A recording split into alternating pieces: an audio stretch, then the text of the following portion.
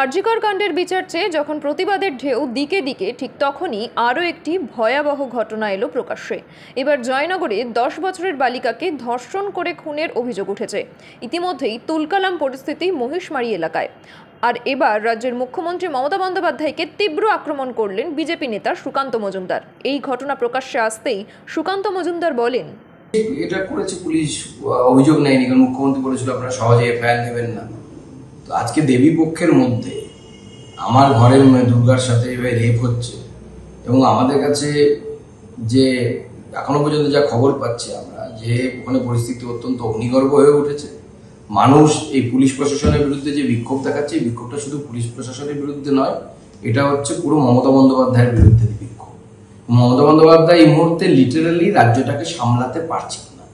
এই সরকারের যাওয়া উচিত, বাংলার মানুষের মঙ্গলের জন্য যাওয়া উচিত, নচেত বাংলার মানুষের ভবিষ্যৎ কিন্তু খুব অন্ধকারের দিকে যাচ্ছে। আমাদের ঘরের মেয়েদের যদি মান সম্মান ইজ্জত না থাকে, কোন দুর্গার পুজো করবো আমরা? কাকে নিয়ে উৎসবে মানবো? মুখ্যমন্ত্রীর কথা। আপনারা দেখছেন ইউএন লাইভ, বাংলা খবরের শেষ কথা।